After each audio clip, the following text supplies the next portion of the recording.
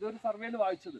പക്ഷെ അത് വളരെ വ്യക്തമാണ് എന്ന് ബോധ്യപ്പെടുത്തുന്ന ഈ 2 മാസങ്ങൾ മാത്രം നമുക്ക് ബോധ്യപ്പെടുത്തുന്നത്. കാരണം ആ കാലത്ത് നിന്ന് ഒരു 20 25 4-5 വർഷം കൊണ്ട് ഇവര് അന്ന് ഉപയോഗിച്ച് തുടങ്ങിയ ആൾക്കാരുടെ പരാക്രമങ്ങളാണ് ഇപ്പൊ നമ്മൾ കണ്ടുകൊണ്ടിരിക്കുന്നത്. ഈ ഘട്ടത്തിൽ ഇനിയും ആൾക്കാർ വന്നുകൊണ്ടേ ഇരിക്കുകയാണ്.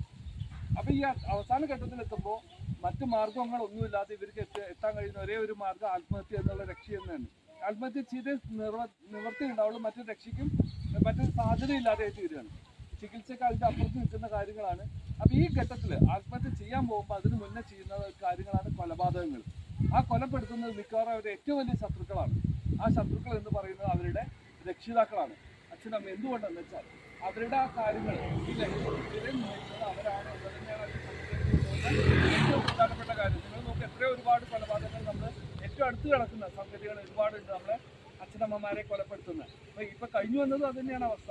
നമ്മൾ ഏറ്റവും നമ്മുടെ രാമനാട്ടുര ഒരു അച്ഛൻ്റെ നെഞ്ചത്ത് കയറിയിട്ട് കുത്തി ഇറക്കുമ്പോൾ കത്തി കുത്തിയപ്പോൾ പോലീസ് 2 റൗണ്ട് വെടിവെച്ചിട്ടാണ് ആ പയ്യനെ കീഴ്പ്പെടുത്തിയത്. അത്രയും വലിയൊരു മാനസികമായിട്ടൊരു സപ്പോർട്ട് ഇല്ലാത്തതുകൊണ്ടാണ് കീഴ്പ്പെടുത്താൻ ഇത്രയും ശക്തി വേണ്ടി വരുന്നത്. മദ്യപിച്ച ഒരാളെ നമുക്ക് കീഴ്പ്പെടുത്താൻ വലിയ ബുദ്ധിമുട്ടൊന്നുമില്ല. പക്ഷേ ഈ സിന്തറ്റിക് ഡ്രഗ്സ് ഉപയോഗിച്ച് അടിമപ്പെട്ടൊരു വ്യക്തിയെ മാനസികമായിട്ടൊരു വല്ലാത്തൊരു കരുത്തിലാണ് അവരുണ്ട്. അവരെന്ത് ചെയ്യുന്നതാണ് അവർക്ക് അറിയില്ല. അപ്പോൾ അത്രയും കീഴ്പ്പെടുത്തുന്ന ഒരു വ്യക്തിക്ക് കാരണം എന്താണ്? ആ ലഹരിക്ക് അടിമപ്പെട്ട് അവനെ പിടിച്ച് റൂമിലേക്ക് അടച്ചപ്പോൾ അവൻ്റെ അമ്മ ഓടി വന്ന ആ പോലീസുകാരോട് ആദ്യം പറഞ്ഞെന്താ വെച്ചാൽ, സാറേ അവൻ ആത്മഹത്യ ചെയ്യുന്നതാണ്. അപ്പോൾ ആ സ്ത്രീക്ക് അതിന് മുന്നേ അറിയാം. അതിന് മുന്നേ ഉള്ള ശ്രമം ഉണ്ടായതോടെ പിന്നെ ആ വാതിൽ ചവിട്ടിപ്പൊളിച്ച് അവനെ വീണ്ടും അവിടുന്ന് എടുത്തുകൊണ്ടാണ് ചെയ്തത്. അതേപോലെ തന്നെയാണ് ഗുരുവായൂർ നെല്ലിക്കാനെയും വല്യമ്മേടെയും തല വെട്ടി കോണിമ വെച്ചിട്ട് ആത്മഹത്യ ചെയ്യാൻ പോയൊരു പേരക്കുട്ടിയുടെ. ഇതെല്ലാം കാരണം എന്താണെന്ന് വെച്ചിട്ടുണ്ടെങ്കിൽ ഇവൻ്റെ എല്ലാ തോന്നിവാസത്തിനും തടസ്സം നിന്നു, അല്ലെങ്കിൽ അവൻ്റെ സന്തോഷത്തിനും തടസ്സം നിന്ന വ്യക്തികളാണ് അവരെ എന്നതുകൊണ്ടാണ് അച്ഛനമ്മമാരുടെ നേരെ തിരിയുന്നത്. അപ്പം നമ്മൾക്ക് ഇപ്പം ചെയ്യേണ്ട കാര്യങ്ങൾ, ചികിത്സയുടെ മാർഗങ്ങളുണ്ട്. അതെല്ലാം വലിയ ബുദ്ധിമുട്ട് എന്ന് പറഞ്ഞു കഴിഞ്ഞാൽ തിരിച്ചു കൊണ്ടുവരാൻ വലിയ പ്രയാസമുള്ള കാര്യം തന്നെ. ചികിത്സ ഭേദമാവുകയല്ല, പക്ഷെ അതിനുള്ള പ്രായോഗിക ബുദ്ധിമുട്ട് ഒരുപാടുണ്ട്. ചികിത്സ കണ്ടിന്യൂസ് ആയിട്ട് ഒരുപാട് കാലം നടത്തേണ്ടതാണ്. ഒരു ചികിത്സ നടത്തി ഭേദപ്പെട്ടൊരു വ്യക്തി 3 വർഷമെങ്കിലും നമ്മൾ വീണ്ടും ആ ലഹരിയുടെ ചുറ്റുവട്ടപ്പെടാത്ത രീതിയിൽ നമ്മൾ സംരക്ഷിച്ചു നിർത്തണം. കൂട്ടായ പരിശ്രമം, അതായത് ഒരു വീട്ടുകാർ മാത്രമല്ല, നാട്ടിലത്തെ മൊത്തം സപ്പോർട്ട് കൂടി മാത്രമേ അവർ മാറ്റിയെടുക്കാൻ കഴിയുള്ളൂ. മാറിയെടുത്ത വ്യക്തികളുണ്ട്, ഇതാന്നല്ല ഞാൻ പറഞ്ഞത്. ചികിത്സ ഫലപ്രദമാണ്, അതിന്റെ പരാജയം എവിടെയാണ്? ഇത്രയും കാലം നമ്മൾ അതിന്റെ കൂട്ടിലേക്ക് മറ്റു കൂട്ടത്തിലേക്ക് പോവാതെ ചേർത്ത് നിർത്തുക എന്നുള്ളത് വലിയ ഭാരിച്ചൊരു ഉത്തരവാദിത്തമാണ്. സംഗതി എന്താണെന്ന് വെച്ച് കഴിഞ്ഞാൽ, അങ്ങനെ ചികിത്സ കഴിഞ്ഞ് വരുന്ന ഒരു വ്യക്തി എന്തായാലും ഒറ്റപ്പെട്ട വ്യക്തിയായിരിക്കും.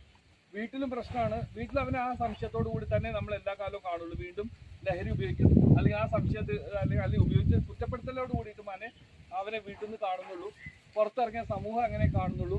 കൂട്ടുകാരും കൂടാത്ത അവസ്ഥയിൽ വരുമ്പോൾ അവനെ ഇഷ്ടംപോലെ സ്വീകരിക്കാൻ, അവൻ്റെ പഴയ സന്തോഷത്തോട് സ്വീകരിക്കാൻ വേണ്ടി ആ ചങ്ങാതിമാർ, ലഹരിയുടെ വിൽപ്പനക്കാരും അവൻ്റെ ആ കൂട്ടത്തിലുള്ള ചങ്ങാതിമാർ അവർ സ്വീകരിക്കാൻ തയ്യാറായിട്ട് നിൽക്കണം. അപ്പോൾ ഓട്ടോമാറ്റിക്കലി അതിലേക്ക് വീഴാനുള്ള സാധ്യത വളരെ കൂടുതലാണ്. അതാണ് ഇതിലുള്ളത്.